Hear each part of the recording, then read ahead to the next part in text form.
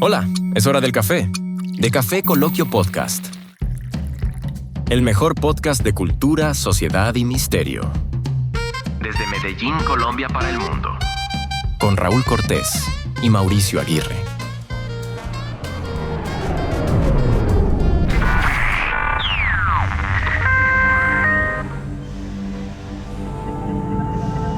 Antes de comenzar este episodio, alguien en algún lugar del mundo llevó a cabo un ritual. No en el siglo XII, no en la jungla de algún continente olvidado. Esta noche, esta semana, en una ciudad con electricidad, con señal de celular, con supermercados a 3 cuadras. El sacrificio ritual no es historia, es presente. Hay un artículo, más que artículo, el titular es el siguiente. En el 2023, no estamos hablando muy lejos, en el 2023 la Interpol coordinó operativos en 13 países para desarticular redes vinculadas a crímenes rituales humanos, ¿sí? Y los medios lo abrieron por 48 horas. Después hubo un silencio incómodo, un silencio que no se volvió a hablar de eso. 2023. Entonces estamos hablando, Mauro, de rituales modernos, en el tiempo moderno. No tenemos que ir y ese es el error que a veces cometemos, que para entender eso que vamos a explorar hoy necesitamos abandonar esas ideas de que los rituales de sacrificio humanos pertenecieron al pasado, que lo hacían los aztecas, que lo hacían los mayas, que lo hacían los fenicios y civilizaciones de mucho tiempo atrás. No, estamos hablando del tiempo actual. Sacrificio, sí, en este tiempo. Lo que pasa es que eso es lo que nos han medido las películas. El asunto de que esos sacrificios humanos y rituales lo hacían en aquellos tiempos. Ficción. Y como lo decíamos ahorita, de pronto por allá en una aldea, en una jungla, por allá de un continente olvidado, que eran esas películas fantásticas que nos hablaban, donde iban Indiana Jones, ¿cierto? Pues más o menos es eso. Pero sí, efectivamente, esto pasa hoy día. Y Raúl, hay cuerpos policiales especializados que investigan este tipo de cosas. Claro. Sin embargo, llama mucho la atención es el silencio que se genera frente a esto. O sea, ¿a quién no le conviene que esto se sepa? Uh-huh. Y mire, si nosotros nos vamos un poquito atrás, Raúl, vos hablabas del 2023, uh-huh. Pero yo recuerdo más o menos 2001, 2000, en esa primera década de los 2000, donde se hablaba mucho del satanismo. Uh-huh. Y hablaban de carátulas de álbumes de agrupaciones de rock, uh-huh. Donde salía un man con una cabeza en la mano. Uh-huh. Y eso lo vinculaban mucho con este tipo de rituales. Y lograba ver uno el pentagrama y todo este tipo de símbolos que en algún momento han distorsionado, pero que también hay unos que son oscuros. Uh-huh. Y vos sí más o menos investigaste bastante en aquel entonces el tema. Del satanismo. Del satanismo y también el ritualismo que hay, claro. Cerca pues a este asunto pues de esta práctica como tal. Pero pues para que vayamos como avanzando en el tema, según el South African Police Service, que es el servicio de policía de Sudáfrica, entre el 2008 y el 2022, estamos hablando del 2008 al 2022, se registraron más de 4.000 crímenes vinculados a prácticas rituales. ¿Entre qué? Repítame. 2008 sí. Al 2022. Estamos hablando de ¿cuántos años? De 12 años. Sí. 2008 12, sí, a 2022. Sí, 12. Bueno. A mí me dan 12. Listo. 2008 a 2022 se registraron 4.000 crímenes vinculados a prácticas rituales. Pero mire, esto es una locura cuando nosotros nos ponemos a analizar como tal, Raúl, sí. La cifra, hablar de 4.000, y estamos hablando de una región del mundo. Mira, Mauricio. Estamos hablando de Sudáfrica. De Sudáfrica, ¿cierto? Pero si vinculamos pues el resto del planeta, o sea, imagínate, pues, las cifras tan enormes. Exorbitante. Aquí estos crímenes se llamaron multikilling. Pero es que, ¿sabes qué, Raúl? Aquí hay un detalle para tener en cuenta, porque es que nosotros diríamos, venga, ¿y por qué la prensa y la gente en general nos escandaliza con con una noticia como esta, de que 4.000 personas en Sudáfrica desaparecieron y están vinculadas con rituales oscuros, con rituales de sacrificio. Es que mira, aparte... Pero hay un Sí. motivo, hay una razón para que la gente no se asombre con eso. Y mire, si nosotros analizamos, Raúl, o sea, pues no es que se perdieron 4.000 personas de una ciudad o de un barrio, sino que fue pues de todo un país. Y pues un país, la verdad no sé cuántos millones de habitantes tenga África. No, es Sudáfrica. Sudáfrica, Es un país grandecito. pero es un país grandecito. Entonces yo voy a poner una cifra cualquiera. Digamos que es un país de 40 millones de habitantes, pues lo desconozco cuántos son su número de habitantes. Pero si vos coges 4.000 de 40 millones de habitantes, pues eso no, como que no va a ser mucha mella, no va a ser muy notorio, pero hay algo adicional. Y es la forma en que las autoridades califican este tipo de crímenes No, y hay otra cosa, y de desapariciones. Y hay otra cosa adicional, y era que estos 4.000 asesinatos vinculados a rituales aparecían partes de cuerpos humanos extraídas con precisión quirúrgica. O sea, no fue un asesinato ejercido con violencia o con sevicia, no. Era con una precisión quirúrgica y esas partes eran vendidas como ingredientes para rituales de prosperidad económica. ¿Ah? Tremendo.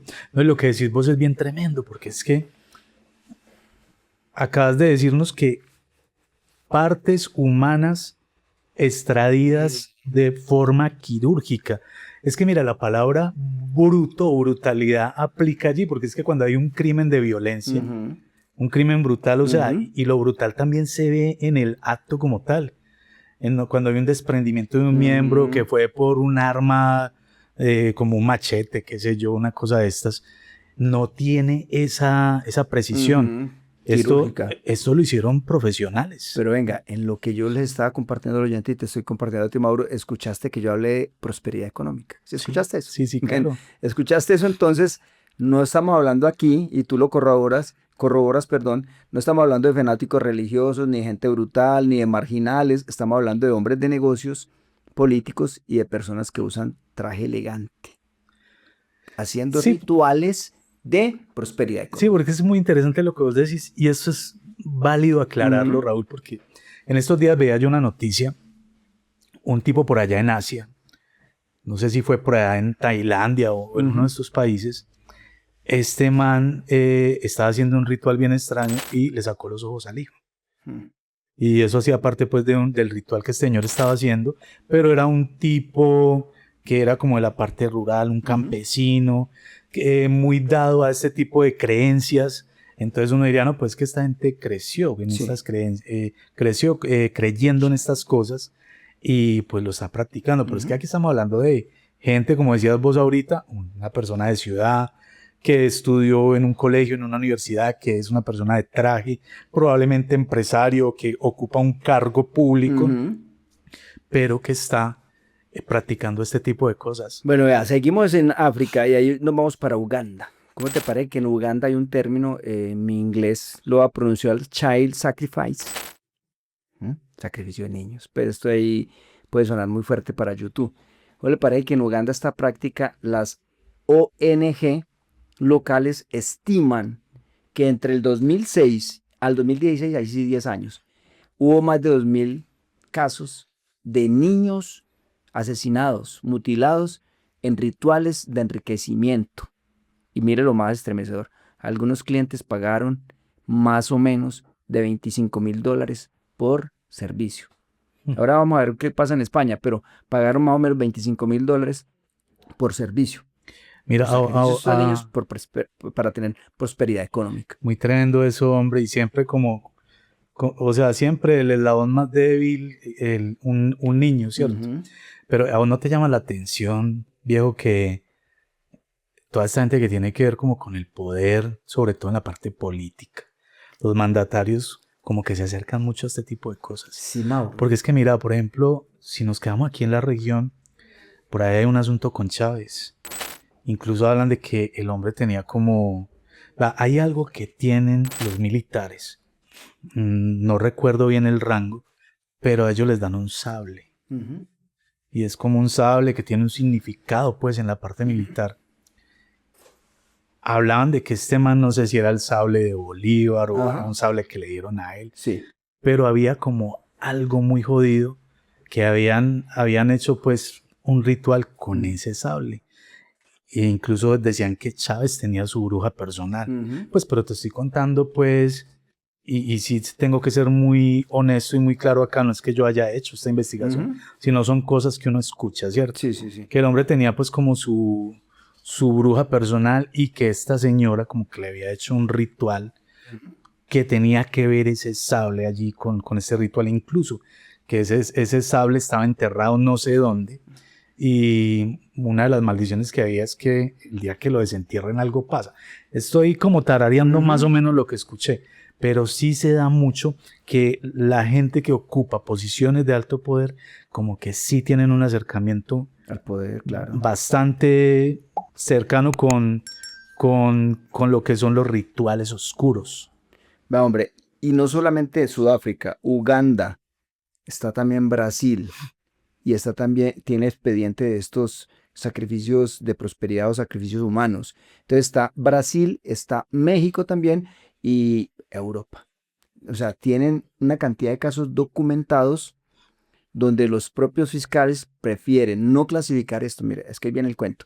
Los propios fiscales prefieren no clasificar esto como crímenes rituales, sino como crímenes normales, o sea, Sí, como un comunes, homicidio un homicidio común. Un homicidio Es decir, común, sí. exacto. Entonces, el problema aquí, Mauro, y usted lo está diciendo ahora, no es que no existan estos crímenes, el problema es la categoría que le tratan de dar. O sea, cuando el fiscal que le está diciendo homologa el crimen no como crimen ritual, sino como homicidio simple, que esa era la palabra que me fue, entonces el caso se cierra. O sea, ya no vuelve a hablar de eso, se cierra, nadie tiene que hacer preguntas incómodas. Los criminólogos o criminalistas o los forenses entrevistados para documentar este podcast o la información de este podcast eran personas protegidas que dieron su versión y esto tiene pues una bibliografía donde se sacó que son datos reales. Son datos reales. Entonces, usted decía algo. De hecho, esta gente que entrevistaron fue gente que la entrevistaron, o sea, sin dar su nombre ni Sí, nada, sí, para proteger pues como su su identidad. identidad. Entonces, usted decía ahora algo y que me parece que es muy importante. No han vendido la idea de que esto es de películas, que las élites, que hacen estos rituales. ¿Para qué? Lo muestran en películas de ficción para que la gente crea que esto es ficción, pero esto es real. Mira que estamos hablando de sacrificios reales en un mundo, en nuestro mundo moderno, en nuestro mundo actual. Hoy en día se están haciendo.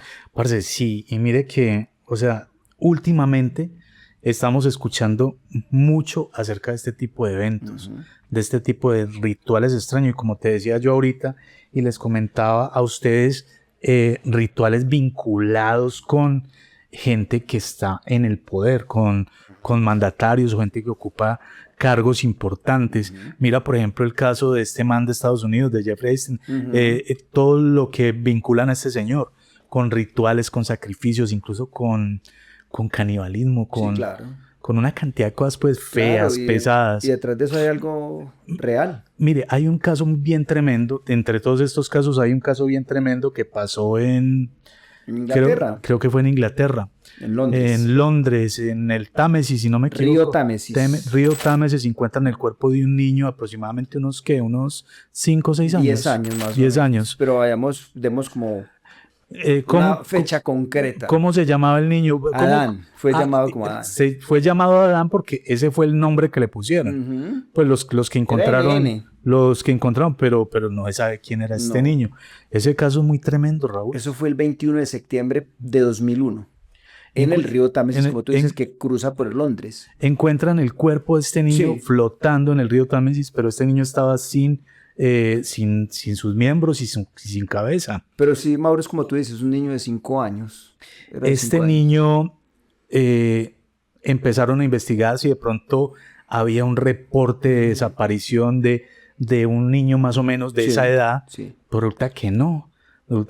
Y en la autopsia, Raúl, encontraron algo bien tremendo, y es que este niño fue envenenado, le dieron un brebaje extraño que consistía con creo que tenía huesos de oveja molidos, o sea, un brebaje que finalmente lo envenenó. Y finalmente pasan al sacrificio de este niño como tal. Esta investigación incluso llevó a los investigadores incluso hasta África, hermano. Lo que pasa... Buscando Sí. de dónde venía este niño. Claro. Lo que pasa, Mauro, es que ese niño le dan un preparado, o sea, un veneno, lo sedaron primero con un veneno derivado de una planta nativa del sur de África. De ahí es también de donde... Sí, exacto. Entonces, cuando le practican la necropsia, como tú lo acabas de manifestar, en el vientre de él encuentran, póngale cuidado, polen derivado de plantas de África, pues, y un polen de calabaza, huesos de oveja molida, partículas de oro. O sea, una mezcla que los investigadores tardaron meses en identificar porque esto hacía parte del ritual. Era un ritual de prosperidad. El que lo hizo, el que pagó por eso, que imagino que eran magnates o gente de mucha plata, era para traer prosperidad económica. Tremendo, viejo. Adán. Eso fue ¿en el qué? ¿En el qué año? En el 2001. Eso fue el 21 de septiembre de 2001, ya hace 25 años. 25 años y hasta el momento, a la fecha no se sabe quién era este niño. No, lo siguen llamando Adán o Adán. Fue un nombre que le pusieron como para no nombrarlo pues como NN. Entonces, usted lo acaba de decir. Lo más perturbador de este caso, ¿sabe qué es? Que no hay brutalidad como lo decíamos ahora, sino que era una precisión tremenda. O sea, esto fue un aspecto muy particular en este caso. O sea, la forma como fue diseccionado, como fue cortado, este niño fue de una manera quirúrgica. O sea, no había brutalidad, no había rabia, no había sevicia, no había ningún tipo de este tipo de cosas, sino que había una precisión en cada corte y en lo que tenía en su vientre. Mira, muy tremendo porque nosotros de pronto pensamos que son cosas que se dan, Raúl, únicamente por allá en África, en Europa, pero lo acabas de decir ahorita. Resulta que hay reportes de estos mismos casos, no solamente pues en Inglaterra, sino en muchas partes de Europa, en España también hay registro de esto. Incluso registros muy viejos, pero también muy recientes actualmente. Pero vos, por ejemplo, en España no llegaste a oír, Raúl, acerca de los que llaman el sacamantecas. No, yo no. Pero creo que no sé si era un asesino como en serie. No, era una práctica que llevaron a cabo varias personas, era todo un ritual. Y una de las cosas que hacían era que extraían la grasa de los niños, como tal. Muy tremendo todo esto, porque resulta que hay casos registrados, Raúl, en México, Brasil, y para no irnos tan lejos, aquí en Colombia, en Antioquia, hay un caso que es más bien reciente. ¿Vos escuchaste acerca del caso de Massimiliano? No. Mira, es un niño de una población cerca aquí de Medellín, Remedios, Antioquia. ¿Cómo le parece, hermano, que este niño también sufrió una muerte violenta y fue por medio de un ritual, precisamente un ritual para la prosperidad? Ellos pretendían encontrar una huaca o un tesoro. Y es un caso que fue muy sonado pues aquí en Antioquia, porque ahí estuvo involucrado el padrastro del niño, la mamá, la abuela y otras 2 personas más. Este niño finalmente terminaron con la vida de este niño porque ellos decían que de alguna manera este niño estaba bloqueando que a ellos se les abriera la visión de dónde estaba una gran fortuna. Ellos buscaban como un tesoro o la veta de oro, porque resulta que Remedios, Antioquia, este lugar es un lugar muy minero. Entonces la economía central allá se mueve por la minería, por el oro como tal. Y la gente allá tiene sus prácticas. Muchos le rezan pues a una de tantas vírgenes, no recuerdo cuál es la virgen que ellos veneran, pero también tienen unos rezos como bastante oscuros. Y hay prácticas bien extrañas, rituales oscuros que esta gente hace para que les vaya bien en esa búsqueda pues como del oro como tal, y ellos están buscando es como esa veta principal. Pues esto pasó aquí en Colombia, eso no hace mucho, Raúl, estamos hablando de hace por ahí unos 2 años. donde este niño que se llamaba Maximiliano, pues resulta que a manos del padrastro, de la mamá e incluso de la abuela, terminan acabando con la vida de este niño a través de un ritual. Pero entonces en este punto, Mauro, llegamos a algo que se llama la anatomía del ritual. La anatomía del ritual. ¿Qué ocurre con esto? O sea, ¿qué estructura mental tiene una persona o unas personas que hacen lo que tú nos acabas de decir y que hacen los rituales que nosotros estamos trayendo como tema el día de hoy? O sea, ¿qué lleva a un ser humano a cometer un acto de este tipo?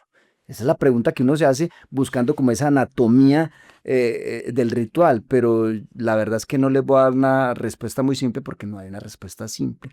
Primero hay que separar dos cosas, dos fenómenos. Está primero los medios que mezclan constantemente que hay crímenes oportunistas, que hay crímenes, digámoslo, de personas que lo hacen por algún tipo de interés o oportunismo como lo acabo de decir. Y también hay otros crímenes rituales. Esto me lleva a mí a algo. Hace tiempos cuando yo investigaba lo del satanismo, nosotros tuvimos un amigo en común. ¿Te acuerdas de Carlos? Carlos, sí. Carlos practicó el satanismo. Y estamos hablando acá en Medellín, hay un barrio muy exclusivo que se llama El Poblado. ¿Te acuerdas que él nos contaba que en esas casas del Poblado existían esas iglesias satánicas itinerantes? O sea, se quedan un mes o 2 meses o 3, pero de ahí se movían porque de pronto la policía las estaba siguiendo algo. ¿Por qué traigo esto a colación? ¿Por qué? Porque se da un satanismo, que tiene que ver con esto, un satanismo sociopático y un satanismo ritualístico y filosófico. ¿Qué quiere decir el satanismo sociopático? Carlos, ¿por qué llegó allá? Porque tenía drogaína gratis y orgías y de todo, ¿sí o no? Entonces él practicaba eso y él que nos decía, mujeres muy hermosas. Entonces, haciendo un estudio a fondo de lo que es esto, se encontraba el satanismo sociópata. El sociópata que le gusta dañar, delinquir y todo, llega a una iglesia hacia allá y pues perfecto porque encaja con ciertos rituales. Pero está el satanismo ritualístico y filosófico, que tiene una filosofía de vida, que hacen una serie de rituales, pero no son sociópatas, aunque están haciendo algo pues muy malo. Con estos crímenes sucede lo mismo. Pero usted lo estaba contando. Pero es muy interesante lo que vos decís ahí, porque es que esa práctica ritualista también hay que entender o meterse en los zapatos de la persona que está en realidad haciéndolo, creyendo que realmente pues es como cierto y verdadero. ¿Cierto? Porque es que esa persona como tal tiene la plena convicción de que lo que está haciendo está bien. Exacto, Mauro, pero muy bueno lo que toca, así aclaremos a los oyentes porque de pronto poniendo el ejemplo nos desviamos, pero entonces está el crimen que usted dice de personas oportunistas disfrazadas de ritualismo, todo eso, y está el que usted dice, personas que creen que no están haciendo el mal, sino que es un ritual, así están sacrificando a alguien. Entonces están esas dos postulaciones. Y de hecho ahí participan los dos, porque es que mira que eso de todas maneras es un negocio. Ambos son igual de peligrosos. Sí, ambos son igual de peligrosos, pero ahí está el que es el oportunista y que saca una tajada de eso, claro. Y que aparte de eso dice, pues es como el que se declara loco. Claro. Para que le quiten años de prisión, ¿sí me entendés? Pero está el que verdaderamente cree que está haciendo las cosas bien. Que lo que está haciendo debía hacerse. Claro. Tenía que hacerse. Es que sinteticemos eso en esta frase. El primer criminal usa la superstición como mercadeo, como algo, ¿no es cierto?, para sacarle provecho. Y el segundo es alguien que matará con absoluta paz interior porque cree que está haciendo lo correcto. Tremendo. Entonces, eso tiene que ver con los rituales humanos modernos. Hay muchos antropólogos forenses que trabajan en estos casos y describen un patrón consistente, Mauro, en las distintas culturas, porque tú lo estás diciendo, se ha visto acá cerca acá en Medellín, se ha visto en México, en Brasil, en Uganda, en Sudáfrica, en Europa. Entonces, no importa la cultura, hay como un patrón. Entonces, hay primero que todo un intermediario que generalmente es la figura de poder, o sea, el curandero, el brujo, el mago, el chamán, incluso el pastor heterodoxo. Pastor heterodoxo, o sea, en fin. Bueno, ese es el primero. Entonces ahí entra ¿quién? Un cliente. Es el primero, es este intermediario. Un cliente que teme o desea algo. y una víctima que casi siempre es el eslabón más débil o más vulnerable que tú decías de la cadena. En este caso, ¿qué? Un niño. Un niño sin familia, un niño de pronto, o un niño en situación de calle, o una persona de la calle, O un un anciano desamparado, sin ningún tipo de red familiar de apoyo, o un inmigrante sin papeles. Estas son las víctimas que se han visto en los diferentes países y culturas. De todas maneras, siempre tratan de buscar a aquellas personas por las que nadie va a preguntar. Exacto. Por las que nadie va a estar preocupado buscándolas. Uh-huh. Y mire, es que nosotros siempre nos han, quisiera decir como disfrazado este asunto, Uh-huh. y vos has escuchado la palabra como verdades disfrazadas con mentiras y mentiras disfrazadas con verdades, ¿cierto? Sí. Se puso muy de moda el asunto de que llegan y pilas que te drogaron a una persona, Uh-huh. le dieron algo y amanece al otro día en un hotel, en una tina y le falta un riñón. Uh-huh. ¿Sí o no? Eso se puso muy, muy, muy de moda en el mundo y la gente contaba esas historias, incluso por ahí vi varias películas. Pero mire cómo nos lleva esta reflexión a cosas mucho más profundas y más oscuras. Porque es que, bueno, hay una vaina es que de tráfico de órganos como tal. Y en realidad, viejo, sí secuestran gente y hay una trata de gente de personas. Donde las venden y consiguen todo eso, pero mira también lo que hay detrás. Y es que esta gente que quiere estos rituales de prosperidad requiere de partes específicas del cuerpo para poder llevar a cabo ese ritual. Así es. En todo caso, muy interesante nosotros poder hablar de esto, poner el foco en esto, porque yo digo que, hombre, esto la gente tiene que ponerle cuidado y como preguntar un poquito más y como interesarse mucho más por en este tema. ¿Cómo le parece, Mauro, que en Noruega, en el 2005, se presentó un caso que la prensa cubrió, que era un caso de un homicidio doméstico? Listo. Como muchos homicidios que pueden suceder, ¿no es cierto? Cuando llegan allí los peritos forenses y empiezan a revisar la escena del crimen, a mirar la casa, a mirar todo, hombre, pues empezaron a encontrar unos patrones muy sospechosos de indicios de ritual. O sea, unas marcas en el suelo, ciertos símbolos. Empezaron a ver como una lógica muy especial que no correspondía a ningún patrón de un homicidio. O sea, la escena del crimen violento, compulsivo, no encajaba con lo que declararon el crimen. Exacto. Era una escena totalmente que apuntaba a un ritual humano, a un ritual de sacrificio humano. ¿Qué pasó? El fiscal cerró el caso y dijo que era un homicidio normal y punto. Oye, pero muy triste. O sea, lo siguieron investigando. Muy triste que un profesional que estudió y que se le paga para que lleve a cabo este servicio o esta profesión, coja las cosas como de una manera tan simple, viejo. Pero ¿a quién está protegiendo? Y nosotros aquí pues hablamos muy coloquialmente con nuestros dichos y entonces, ¿qué diremos nosotros? Pues este man diría, no, pues es que nos vamos a echar el chicharrón encima. ¿A quién está protegiendo? Te repito, ¿a quién estará protegiendo? Porque, ¿quién está detrás del poder? Sí, una es esa y la otra es que se quieren evitar papeleo. Pero ahí dicen que veo el títere, pero no veo las cuerdas, ¿no es cierto? No veo al titiritero. Se ven las cuerdas, pero no el titiritero. Entonces, viejo, no fue solamente en Noruega. No fue el único caso. Alemania, Italia, Reino Unido, Francia, todos esos países que te acabo de mencionar tienen expedientes con criminólogos que apuntan a rituales de sacrificio humano. Todos estos países que te dije en Europa son homicidios con elementos rituales que fueron archivados bajo la clasificación, ¿cuál? De un homicidio normal, o sea, homicidio como compartía el de ahora, doméstico, un homicidio por una riña, pero lo ocultaban y no lo seguían investigando. La gente muy loca en este mundo, viejo. Cosas que uno queda, mejor dicho, la realidad supera la ficción. Viejo. Sí, tenaz. O sea, cosas que uno dice, pucha, en realidad eso pasa. ¿Cómo le parece a usted que en España en el 2018 fue desarticulada? Oiga, no sé si usted, y los invito a que busquen en internet porque pueden encontrar la noticia.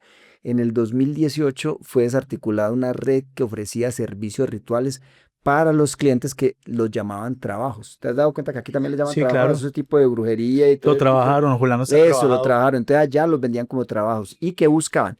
prosperidad o hacerle daño a terceros, Ujú. ¿cierto? Que le caiga mala suerte a alguien, no sé, o protección, porque aquí también lo hizo tanto los paramilitares como la guerrilla, con ese tipo de rituales. Y los narcotraficantes. Claro, los narcotraficantes también. Entonces, en sus archivos hay nombres importantes allá en España que ninguno de ellos fue procesado por crimen ritual y curiosamente todos esos casos fueron olvidados, engavetados, archivados. Y creo que hay nombres de personas importantes en el 2018 en España. ¿Cómo le parece a usted eso? Tremendo. Y mira lo que está pasando ahorita, todos esos escándalos que se han destapado en Estados Unidos. Pero hay una fachada muy buena y es que nos venden y nos dicen que esto es ficción, que las élites, que cuentos, que los sacrificios. Entonces nos muestran esto en películas, No, en Raúl, series de pero Netflix y todo para que nosotros, espera Mauro, que hemos hablado de eso, para que nosotros lo veamos como que es mentira, que es ficción. Entonces ahí entra que lo que hemos el llamado el primado negativo. primado Entonces negativo. usted ve a cierto personaje importante de la música, de la actuación, haciendo esto con el ojo, o yo no sé cómo, haciendo unas señales que sí tienen poder, pero ellos lo hacen para, digámosle, bajarle la seriedad que tienen y hacerlo parecer ridículo y que es mentiras, pero sí existe esto. Los rituales modernos siguen existiendo Es y que no quién lo, sabe es a que no lo, cuántos. es que no lo dicen, o sea, literal, no lo dicen de frente. Ujú. Era lo que pasa, por ejemplo, cuando estaba como muy insistente con este asunto Sí. de los archivos de Jeffrey Epstein, pero es que Raúl, escuchaba yo algo bien interesante que decía un man, y es que cuando llegan y destapan una lista con una cantidad Ujú. de personajes que son nombres de gente muy Sí, poderosa claro, total. y como decimos coloquialmente, pesos muy pesados de la política, Ujú. la farándula y el espectáculo. Sí. Cuando todo eso se suelta a caudales, no termina pasando nada. Es tanta la Ujú. información que sueltan Ujú. de una que finalmente eso pasa a un segundo plano y no se sigue hablando del tema. O sea, Ujú. qué Así fenómeno es. tan extraño lo que pasa con Ujú. cómo la gente entrega la información. Sí. Eso es todo un estudio. Pero llegan las cortinas de humo. Entonces, por eso es importante, Mauro, que nosotros le digamos a los oyentes en este preciso momento que todo lo que están escuchando ustedes el día de hoy está documentado. O Así sea, es. esto no son leyendas, esto no son tonterías, esto no son creepypastas, esto no son leyendas urbanas, estas no son conspiraciones, no estamos siendo conspiranoicos, son casos forenses, reportes policiales, testimonios de investigadores y está ahí la documentación. Esto está documentado. Y para la gente que nos escucha fuera de Colombia, el caso de Maximiliano, Maxi, lo pueden buscar en YouTube.